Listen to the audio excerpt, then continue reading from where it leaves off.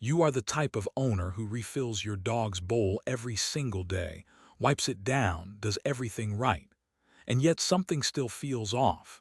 Your dog sniffs the water and walks away, or drinks reluctantly, or keeps getting mysterious stomach upsets that no one can explain. What if the bowl itself is the problem? Not the water you are pouring in, but the vessel holding it. What if that ceramic dish is quietly working against your pet's health, one invisible layer at a time? Most pet owners never question their dog's bowl. It looks clean. It smells fine. You wash it regularly.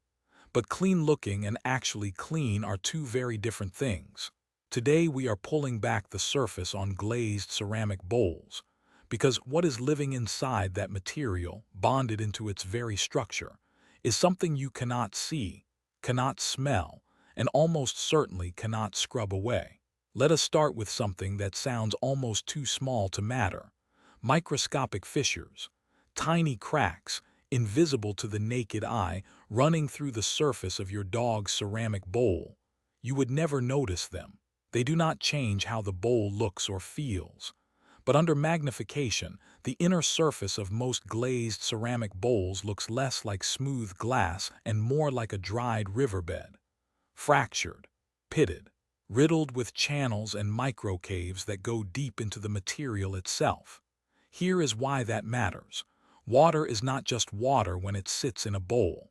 It carries dissolved minerals, organic particles, saliva from your dog's mouth, airborne debris, and depending on your tap, trace chemical compounds. Every time your dog drinks, a small exchange happens. Molecules from the water and from your dog's saliva work their way into those microscopic fissures. They settle, they accumulate, and over time, they do not just sit there passively.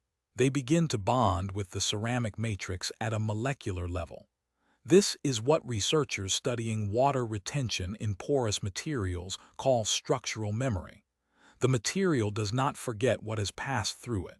It holds a molecular record of every interaction, layer upon invisible layer. So when you refill that bowl with fresh water, you are not starting clean. You are pouring new water into a vessel that is still saturated with the chemical signature of everything that came before it.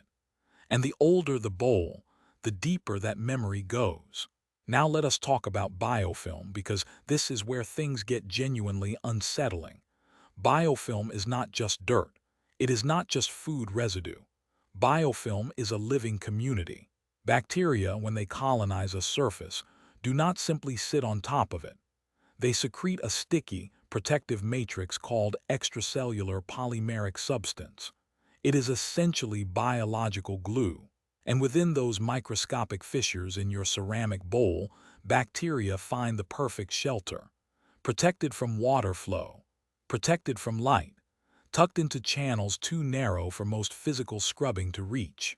Once biofilm establishes itself inside those fissures, it becomes self-reinforcing. The bacteria communicate chemically with each other through a process called quorum sensing. They signal when conditions are right to expand. They adapt to local chemistry, and they produce compounds that alter the taste and smell of the water sitting above them in ways that your dog's far more sensitive nose can absolutely detect, even when you cannot. This is why your dog might approach the bowl, sniff, and walk away. They are not being picky. They are responding to a genuine sensory signal. Something in that water smells wrong to them, because something biochemically is wrong, even if the water looks perfectly clear to you. Scrubbing does not solve this. And this is the part that most people find hardest to accept. Traditional dish scrubbing, even vigorous scrubbing with a brush and soap, works on the visible surface. But biofilm colonies living inside microscopic fissures are not on the surface. They are in the structure. The mechanical action of scrubbing cannot reach channels measured in micrometers. You can scrub until your arm gives out and never disturb the deeper colonies at all. In fact, aggressive scrubbing can actually worsen the situation by widening surface fissures over time, creating more habitat for future colonization. So you wash the bowl. You feel like you have done your job. and you have cleaned what you can reach. But the biological infrastructure inside that ceramic is still very much intact, waiting for the next refill to continue its slow work. But biofilm is only half the story, because now we need to talk about what happens when your cleaning products meet a porous glazed surface. Glaze is not impermeable.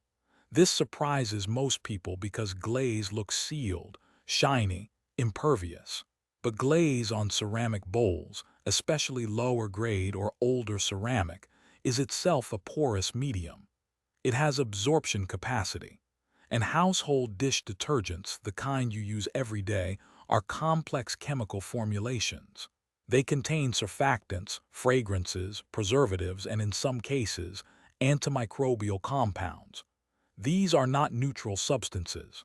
When you wash a porous ceramic bowl with liquid dish soap, a fraction of those chemical compounds do not rinse away completely.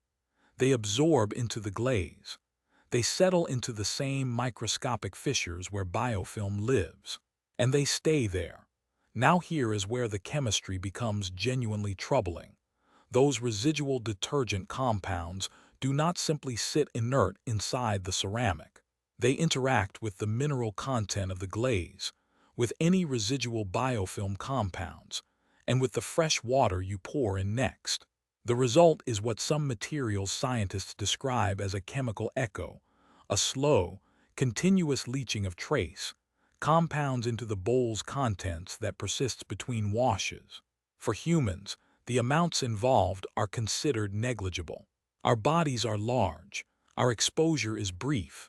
We drink from cups and glasses, and we are not pressing our faces into the water the way a dog does. But your dog drinks from that bowl multiple times a day, every day. Their muzzle contacts the water directly. Their sensitive olfactory system is sampling the chemical composition of that water at close range with every drink. And their body weight is a fraction of yours, which means even trace chemical exposure is proportionally much more significant. The sensory impact matters here too. Dogs experience water through smell before they taste it. Their olfactory receptors are anywhere from 10,000 to 100,000 times more sensitive than ours. What smells like nothing to you can smell intensely chemical, stale, or biologically active to your dog. When your dog hesitates at the bowl, when they drink less than they should, when they seem vaguely uninterested in water they should be eagerly drinking, this is likely the cause. Not pickiness, sensory intelligence. And chronic low-level dehydration in dogs is not a minor inconvenience. It affects kidney function. It affects joint lubrication. It affects digestion, coat health, and cognitive clarity. When your dog drinks less because their bowl is quietly repelling them with chemical and biological signals, the downstream effects compound over months and years. The ceramic trap is not dramatic. It does not announce itself. It operates slowly, invisibly, through mechanisms too small to see and too subtle to immediately connect to your dog's well-being. That is exactly what makes it dangerous. You are doing everything right on the surface, and the problem is hiding beneath it. If this changed the way you are thinking about your dog's water bowl, you are probably already looking at that dish differently right now. Start there. Take a close look at its age, its finish, and how it really smells after a wash. The answers are already in front of you. And if you want to keep going deeper into what is quietly affecting your dog's everyday health, the next video is already waiting for you. Thanks for watching. If you loved this video, scan the QR code on the screen right now to subscribe and join the Pawsome Life family. Give your dog a belly rub for us, and we will see you in the next video.